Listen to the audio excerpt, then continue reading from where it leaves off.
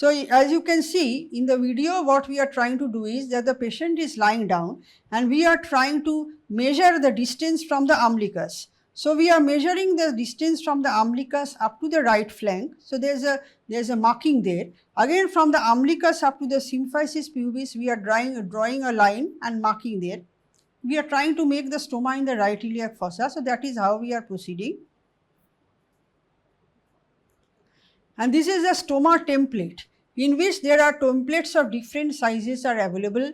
Generally, that is according to the size of the abdominal wall, age of the patient, condition of the abdominal wall. Say for obese it will be different, but here as you can see that the opening is marked. That means what will be the approximate size of the opening, and then we choose the spino-umbilical line. So, it is on the spino-umbilical line about 5 centimeter from the umbilicus we are trying to make a point. And as we said that it should not be it should be far from a bony prominence. Over there the bony prominence is the anterior superior iliac spine. Now, we are trying to mark the lateral border of the rectus abdominis muscle. So, by the leg raising test, we are trying to make the lateral border of the rectus abdominis muscle prominent, and here we are marking the lateral border of the rectus abdominis muscle again, because our whole idea is to place the stoma within the rectus abdominis muscle. So, we have made one marking in the midline, that is the medial border of rectus abdominis. The lateral border we have marked. Again, we are putting the template there. So, we have to make an idea that where we will make the opening. Over the rectus abdominis muscle, say midway between the lateral border, away from the symphysis pubis, away from the bony prominence of anterior superior iliac spine. So, we have placed the template, and now we are trying to mark the approximate area from where the stoma will be created. That means from where the intestine will be taken out over the anterior abdominal wall. So, that marking is placed, and now we are trying to put an adhesive device over there. So, remember this we have done in a supine position, but we have to ideally make the patient stand up again, sit up and see whether there is any discrepancy. Like as I said, patient should be able to see it, patient should be able to walk about with the stoma, there should not be any inconvenience. If we think that everything is okay, the patient is comfortable with that particular point, we will proceed with that as the stomal site. So, this has to be preoperatively planned. So, what are the basic principles of stoma surgeries? We go for a midline vertical incision. There should be adequate blood supply on either side.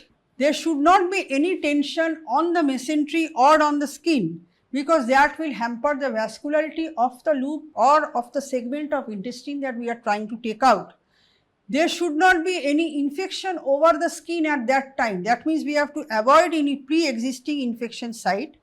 We have to avoid a very small hole at the fascial level, and remember there should not be any twist in the mesentery of the intestine that we are trying to take out.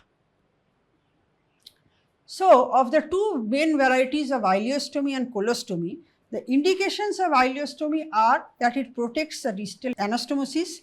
Sometimes we have to go for a permanent ileostomy in cases of Crohn's disease, or it can be a carcinoma with a distal obstruction that we are trying to protect, or we are trying to sort of divert the feces.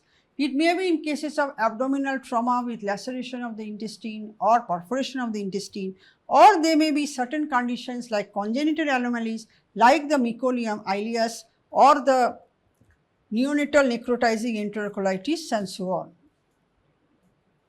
Now, the ileostomy effluent, it is discharged almost continuously and it is liquid in nature, and it contains the activated digestive enzymes. So, always the spout of the mucosa should be such as this, that the ileostomy opening should be elevated to 2 to 3 centimeter from skin to ensure that the effluent passes directly into a stoma bag with minimal contact with the skin.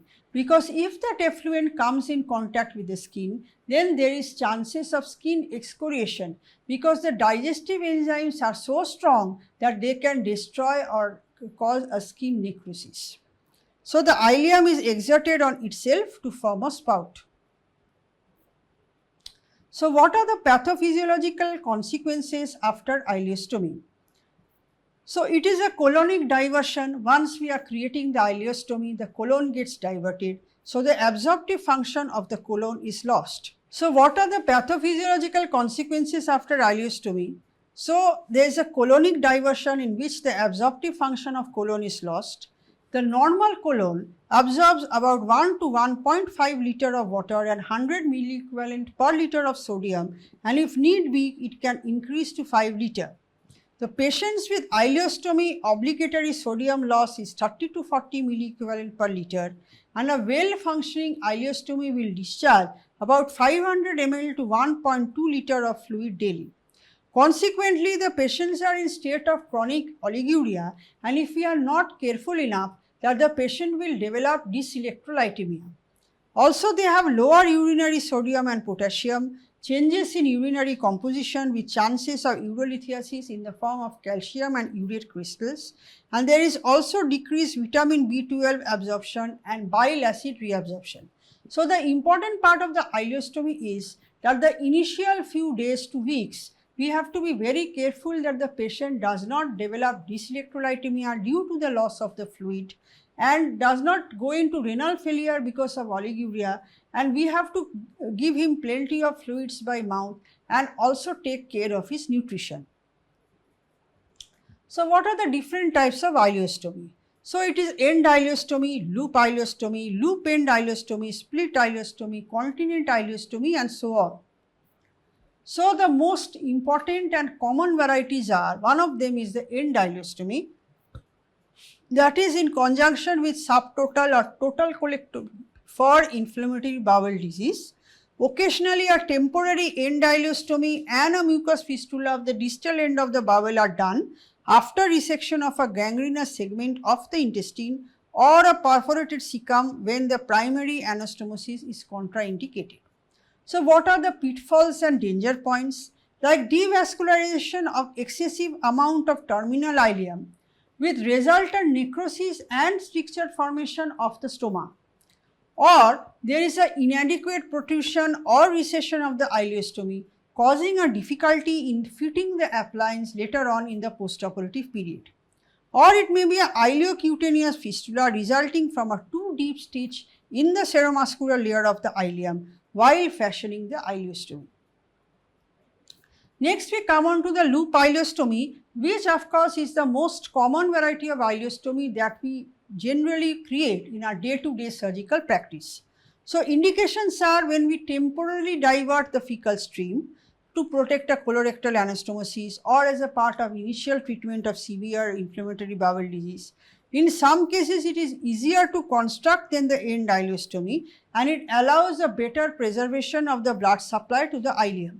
And the important part is that when we create a loop ileostomy, generally it is possible to revert it after a few weeks or after a few months. So there are some pitfalls and danger points, like if the ileum is not transected at the proper point to make the proper proximal stoma a dominant one, the total fecal diversion is not accomplished. That means that if you make a loop, if the dominant part is not well functioning, then the fecal matter will not be diverted properly. So either there will be a spillage from the sides, or there may be it will pass on to the distal stream, and then it will, the proper reason or the proper indication for the diversion will not be fulfilled.